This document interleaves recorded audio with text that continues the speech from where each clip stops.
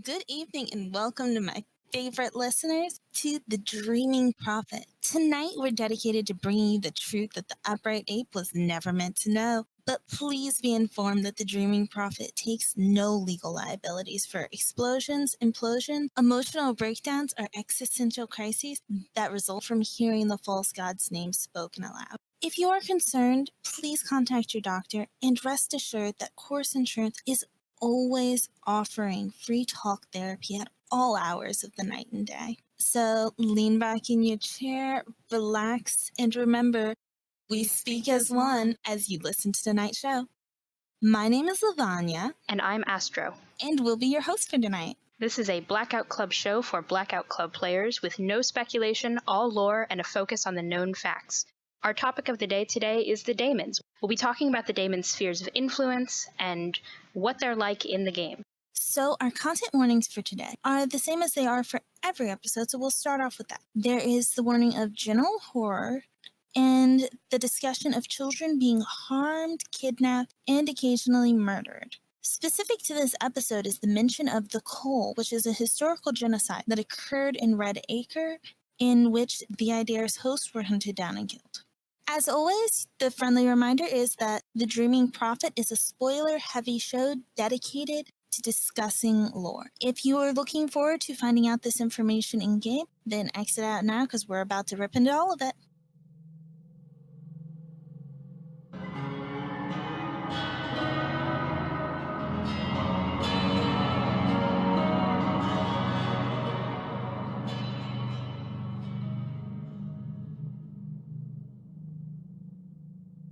So, as Astro said earlier, the topic of the day is Daimons, who are the gods within the game that can speak to players and are the cause of all the spooky bullshit that's going down. As far as we know, in-game, as of right now, the most powerful of these Daimons, and also the oldest, is Speak as One. Keep in mind, that's a command that is not just a name. They are the main antagonist of the game, and as you heard probably from the emphasis on the pronoun there, they are one of the gods that uses non-standard pronouns. Speak as One's entire thing is that they are everyone in Red Acre. They are hive mind daemon that is composed of the memories and the thoughts and the beliefs of every single person who lives inside of the town, even the kids. So they use they pronouns, but they can also be referred to as he or she, because technically, Speak as One is everyone. So as I said, Speak as One is technically everyone inside of Red Acre. And as far as we know right now, Red Acre exists as an extension of them. This can be seen in the fact Course communities and the Course logo covers everything in the game. And if Red Acre is Speak as One, then Course is the backbone that holds it all up. Because Course is the company that employs most of the adults within Red Acre. Belle's mother is employed by it. The logo is everywhere. It runs the daycare, it runs the utilities company. As far as we can tell, it may even run the town. What's fascinating is that the more you look into what Course is and where their reach stretches, the more you'll find it throughout the game. When Nahali and Siobhan are discussing their insurance in the baby journal entries, they mention that Course insurance may not cover their IVF if they're not careful about the donor. If you read further journal entries that deal with Siobhan's brother arriving, the police report implies a certain involvement with the Speak as One cult as well. Course's involvement in the town can even be seen in the Whisper Twins dialogue, in which they note that Red Acre is a lot more diverse than the other towns around them in Virginia. You can even notice with the Whisper Twins that they mention that Course brought many of the families into Red Acre, and that it is a great deal more diverse than the rest of Virginia around them. We don't know exactly what Course is beyond a front for the Speak as One cult, but what we do know is that they've got their nasty little fingers in pretty much everything. So Course is one aspect of Speak as One, but it's not the only one. It's important to note and keep establishing that Speak as One is not just the voice of the daemon itself. Speak as One is a title that encompasses a great deal of things throughout the game. So it's important to keep noting as we cover Speak as One as a topic. Speak as One is not just the name of the daemon. It is not just the name of the organization or the cult. It is a command. And it is a command that encompasses all of the individuals who are part of the Speak as One hive mind, and who coincidentally are enemies in the game. We can divide these out into the sleepers, who are adults who may or may not be into this cult consensually. It's important to note that sleepers are essentially just the adults who have proven able to hear the song. We don't know the specifics on why some people are able to hear it and why others are not, but not every adult within Red Acre is capable of hearing it and being controlled by the song. When you can hear the song, then when you go to sleep, you'll black out and you'll be taken over by Speak as One to serve whatever weird purposes that they have in mind for you. When you can't hear the song, you actually get to sleep. The second enemies are the lucids, who, unlike the sleepers, are in this 100% consensually, or at least mostly consensually. They are adults who are awake while they are still involved with the song, and they are the direct hosts of Speak as One. We don't know exactly what this means, but what we do know is that it keeps them awake when everyone else in the town is asleep, and even when they want to go to sleep, and that it is a slightly hazardous thing to be a lucid. They refer to sleepers as constantly being in pain, but the lucids are the ones who note that their bodies are being worn down and that they may be at risk of serious harm. Why? We're not exactly sure yet, but sleeper or lucid, being involved in the song doesn't necessarily seem pleasant. We covered this last episode, but the song is basically an unknown song that everyone mind melds into it. When you are underground in the maze, you can actually, if you go and stand in a corner where no one can see you, close your eyes and hold your breath, you can actually hear the song playing around you. It's loudest in locations like the plexus, and in some areas like dream therapy, you almost can't hear it at all. Even in the boxcar, you can hear the song playing, and the only reason that the children who serve as the player characters of the Blackout Club aren't actually asleep is due to the intervention of an unknown daemon. The last part of Speak as One is the voice. Now, the song itself is the daemon, which is also known as Speak as One, and what the voice is two adults, one man and one woman, who speak as one and who serve as the direct hosts of Speak as One, the daemon. You can see an example of them speaking in the Madishaw incident report, where you can hear them talking to a lucid about Madishaw breaking into the horse industries. Now, if Speak as One is trying to mind meld everyone into the song, the idea is their direct opposite. The idea focuses on rebellion and individuality. When you look at his tag on the altar, you can see a quote from our very own Isabella Maddie Shaw, who says, "Dad tore my ear off, said I should never sneak out again, etc. But some new voice said, 'Hey, dare you to do it anyway.'" He's referred to as the adversary by Speak as One and company, but the other voices call him brother. He refers to himself by he/him pronouns right now, but he used to use she/her pronouns, and maybe more beyond that. Speak as One doesn't agree with this and often calls him it. He created spoken language in order to keep secrets. He's talked about this a few times. Speak as One, conversely, has been trying to use what they refer to as the old language, the old tongue, which is dance. All of the gestures that we as players do are part of this old tongue, but it's not very secretive. Anyone who can see you can understand what you're saying. The Idare realized that this wasn't good for keeping secrets, and this is where spoken language came in. With spoken language, you can whisper, and if you're not in earshot, too bad. The Idare once had hosts in Redacre, but they were all destroyed in what we refer to as the Cull. The Cull is the source of the fragments you can find in-game. All of the places where his past hosts were killed now have fragments in them, and you can find them above ground and below ground in many different areas on the map.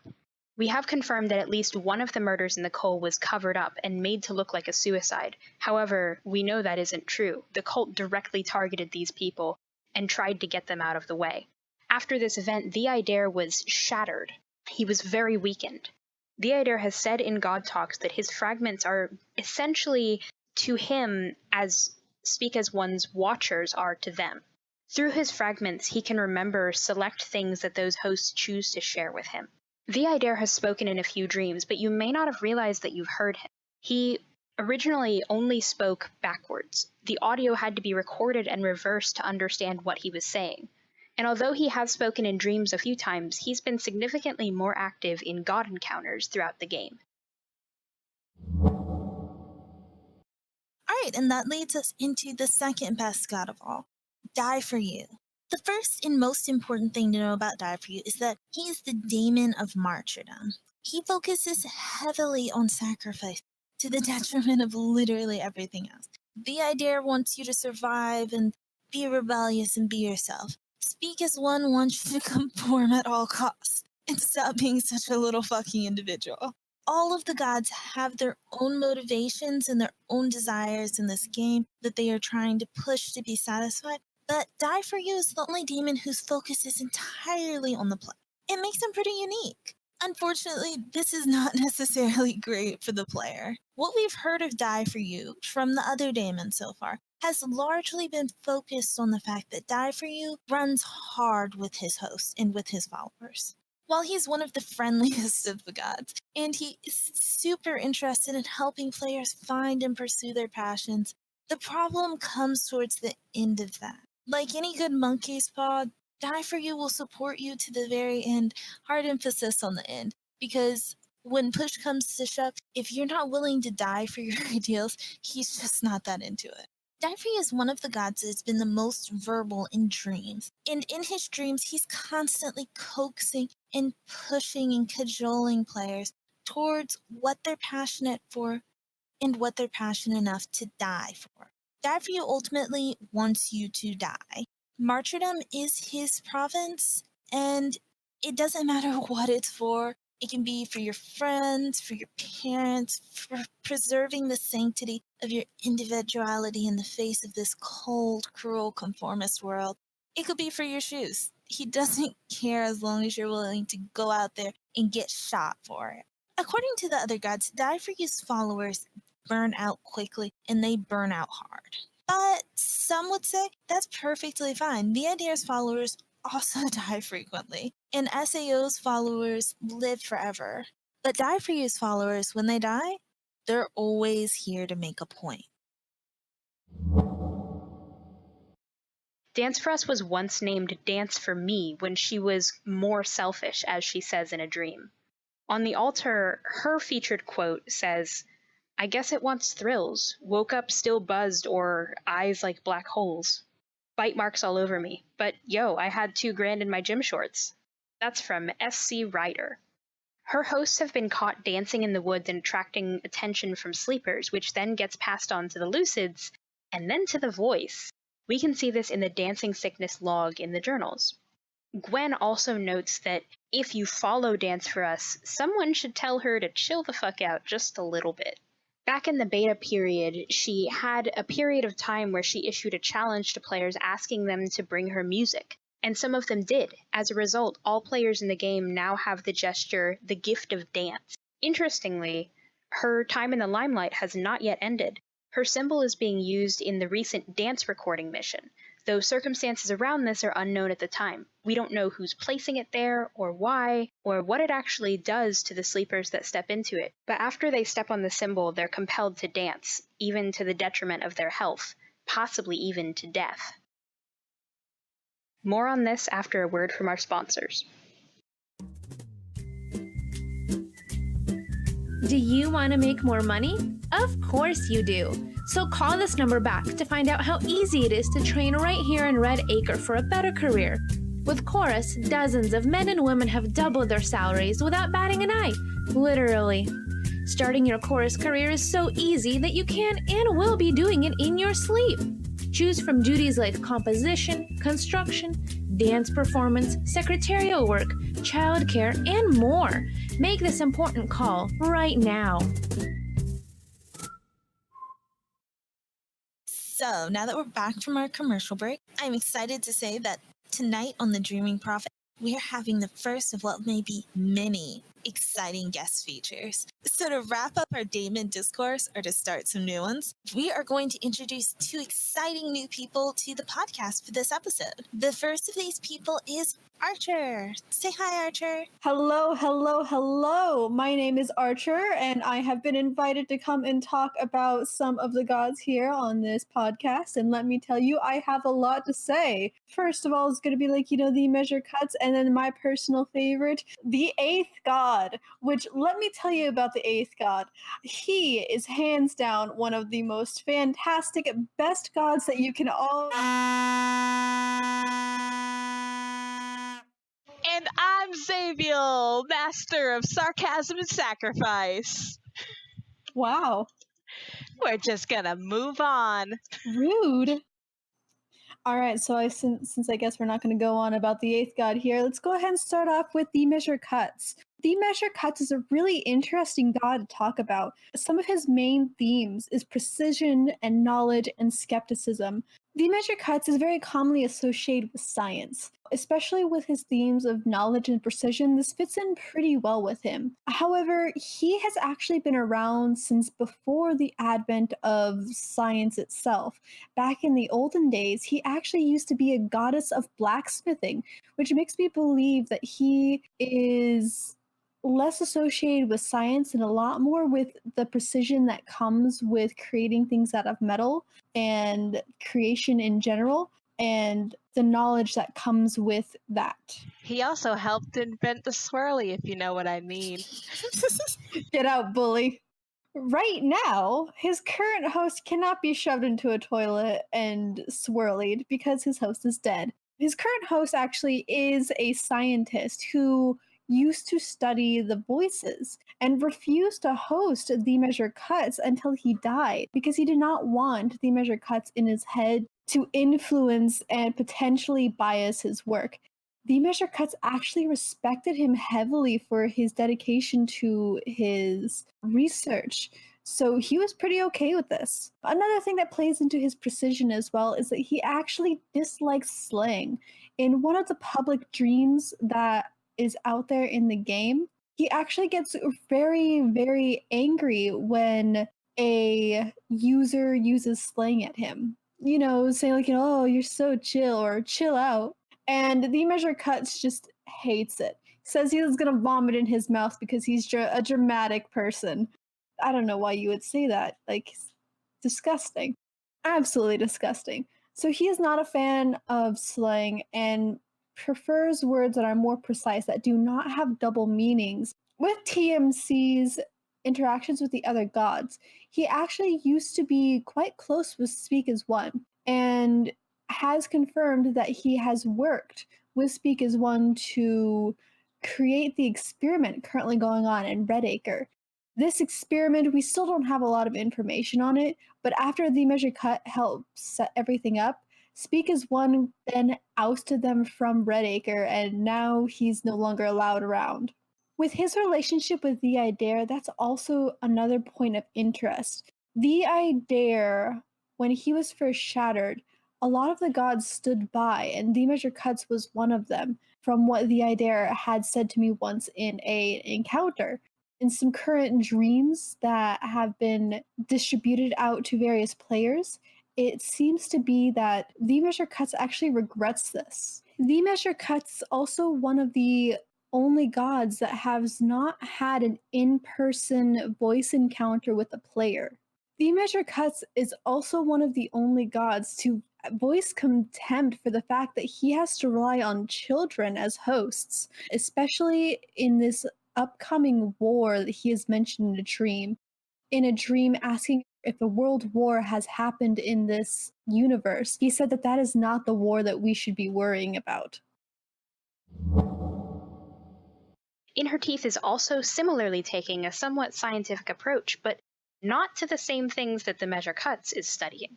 In Her Teeth wants to know more about death, and specifically wants to know if voices can die. Her primary domain is death and power. When you interact with the altar, the quote given for her says, "It, knows how I'm going to die, says it won't be scary or painful if I go with her."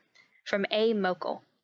In past dreams, she has offered the kids power in exchange for their loyalty to her. She's also instructed players to tie up and leave stalkers to her, and is known for being grim and morbidly curious. Somewhat recently in the game, players have been instructed to find and retrieve dead doves that have been left around the map, bloodied and disfigured, with missing heads. In Her Teeth has confirmed that doves specifically are sacred to her, as is the color white in other parts of the world, and has said that this action, this bloodying of the doves and leaving them around quite obviously to be found, is an insult against her, and that whoever did it may also be declaring war on another daemon. White symbolizes death and mourning in China, India, Korea, and the Middle East, among others, and so it can be inferred this is probably what she means. She shares hosts with Laugh Last, and Laugh Last says that they're married. In Her Teeth doesn't seem to agree. What's a good marriage without murder threats? And gaslighting. You can't forget the gaslighting. Wow, that's all a bit grim and also a bit nerdy. So let's go on to somebody who's actually a little bit fun for once. Speak as one? Boo. Laugh Last. We're not all about that communal hive mind right now. Laugh Last, whose main themes are humor, a little bit of betrayal, maybe, and also kind of memes. When he first started off earlier on, he was a lot more sinister. He really only believes that it's funny if somebody else gets hurt in a joke, which I think we can all agree with, right? Yes, actually. Absolutely. That's the spirit. He's kind of devolved a little bit into more base humor, like tight sniffing and asses, but I like to believe that deep down inside, he's still that same horrible dude that's willing to drop a piano on you just so he can laugh at the blood splatter. Now let me interrupt briefly to say friendly reminder that Corpse offers up free therapy services 24/7 over the phone at your friendly local old growth location of choice. He was once described as being the comic relief for the voices by the idea, but you know, there's only so much you can take of being the laughing stock before you need to get a few laughs off yourself.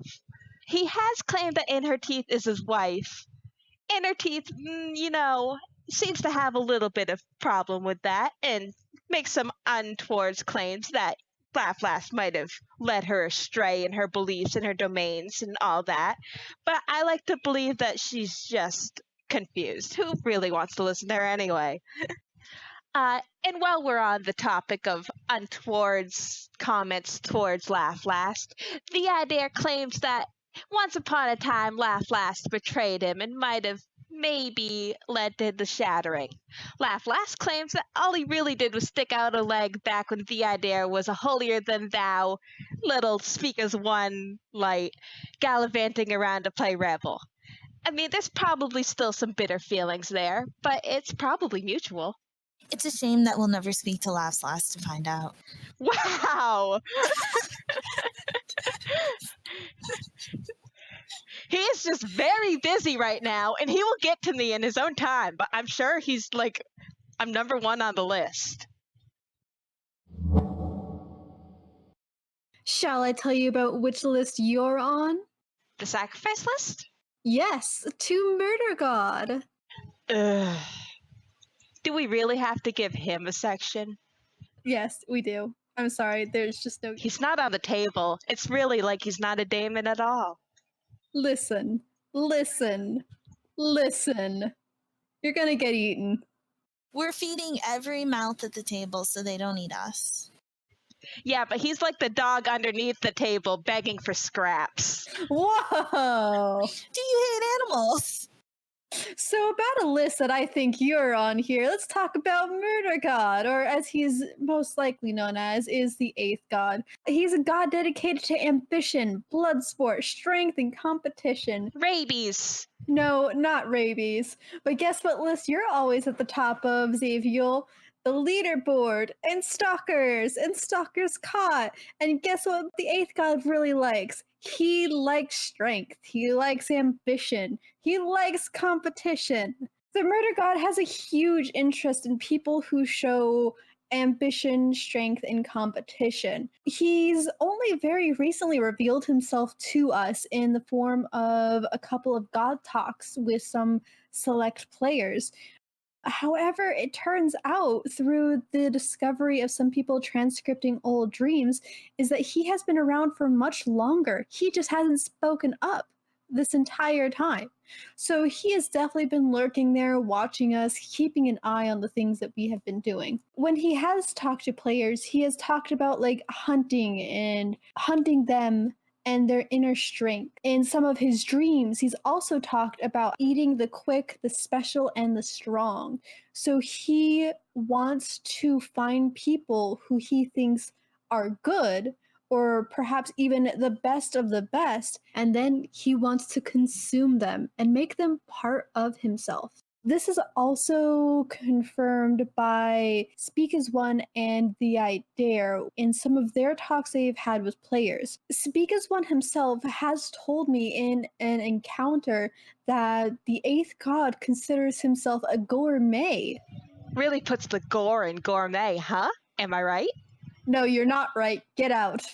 Through other talks with other players, gods have mentioned that the eighth god is very similar to Speak as One in the fact that he does not care about the individual. He only cares about the collective or what you can do for him. He wants the strongest hosts so he can consume them. He does not care who it is so long as you are the strongest one. The eighth god also likes to fuel competition because he does not want to eat the weakest. He only wants to eat the strongest.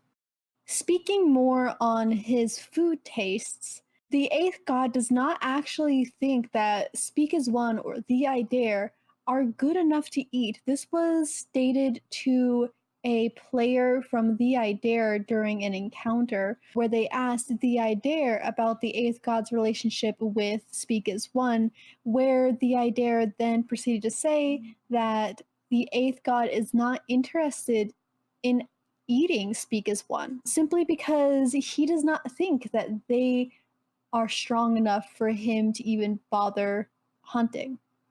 The last aspect to talk about the eighth god that is also incredibly interesting in regards to the other voices is that not only does he hunt and consume other voices, he actually takes their names from them as trophies. We do not actually know his real name at this point. We don't even know what name he's currently going by. All we know is that he takes names and he refuses to share his own. During an encounter, a voiced encounter with players, he actually refused to identify himself to them and spent most of the mission being called the Measure Cuts and never quite corrected them. So whatever he's doing, he likes to steal identities. True scam artist. His true name is Ow the Edge. And let me just cut in here, dear listeners, and let you know that no, the eighth god's name is not Ow the Edge. And that is actually just filthy lies, once more being spread by the false god's followers. When in doubt about the real god's names, just keep in mind, they're always pronounced Speak as One.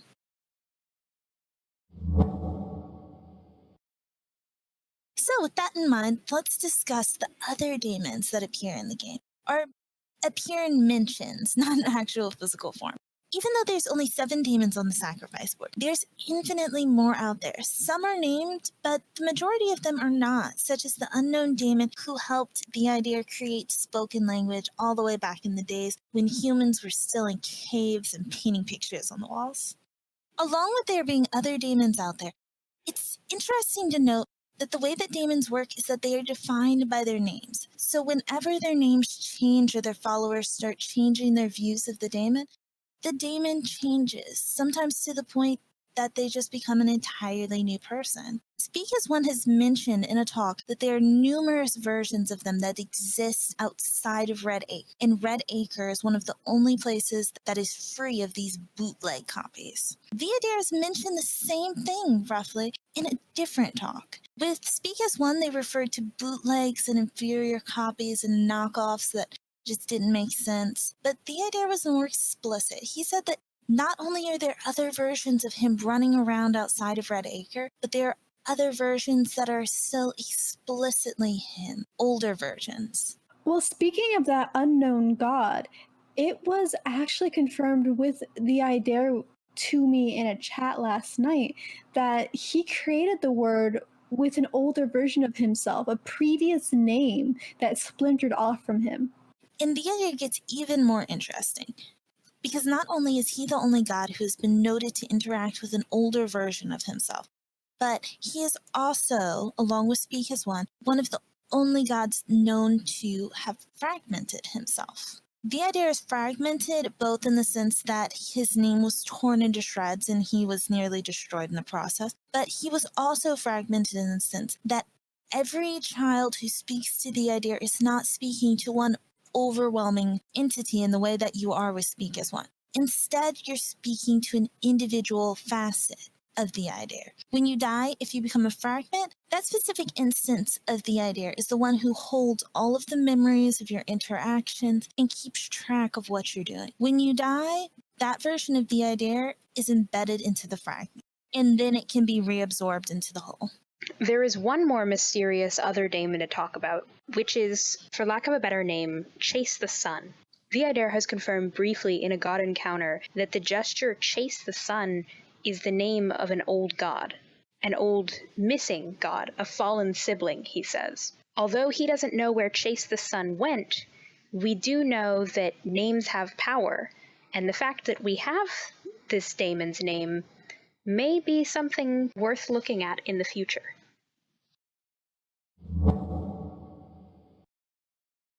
Throughout this episode, we've talked about god encounters, which, if you're not familiar, is an instance where a god will come into your game and talk to you. You can tell when this is happening because a giant closing eye will appear on your screen. It is very hard to miss, but that's intentional. It's so that you don't miss it. When you see this giant closing eye, close your eyes, follow the prompting, and you will see words on your screen from the daemon. The daemon will talk to you, and you can talk back on voice chat or in text chat.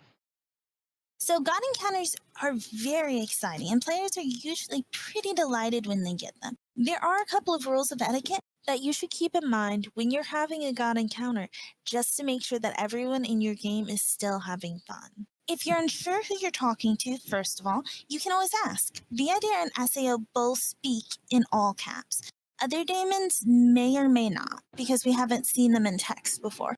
If you're speaking to a voice god, then the mission objective will change to everything is fine. So if you think that somebody may be messing with you with a voice modifier or anything else, check the mission objective in the corner. People can change their voices, they can't change that. The second thing to keep in mind with god encounters is to make sure that you're not speaking over other players. If the goddess shows interest in talking to other people or other people have questions, go ahead and ask them if they can switch over to the other players. And keep in mind, if you're in a game where someone has a god encounter and they don't speak to you, there is only one god. There's usually several players. They may not get a chance to get to everyone, but eventually you will have your own chance. A third thing to keep in mind is if you're the experienced player playing with a new player, go ahead and help them understand what's happening. If everyone is freaking out around them and they don't understand the lore and they don't know what's going on, they may end up more frustrated than they do enjoying the experience. The gods will not begrudge you for taking a sidebar to explain something that they said or to explain to a new player what exactly is going on. The gods are played by the developers and they want people to enjoy their game, so it's always nice if we can do our best to help with that experience. The fourth thing and the final thing, which is not actually related to etiquette, but is just a good thing to note, be careful about saying names. Names have powers, and if you say a demon's name, it invokes them. Some voices really do not like that. Speak as One will not appreciate it if you say the idea in front of him, and the idea will not appreciate if you say Speak as One. For the best results, you should use euphemisms where possible, or just go ahead and say the letters instead of the full names. But of course, if you want to start a fight, go ahead and say the full names. See what happens.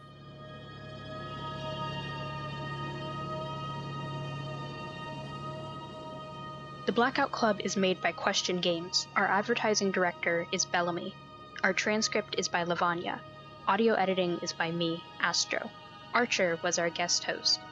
Xaviul is the fact that we drive on parkways and park on driveways.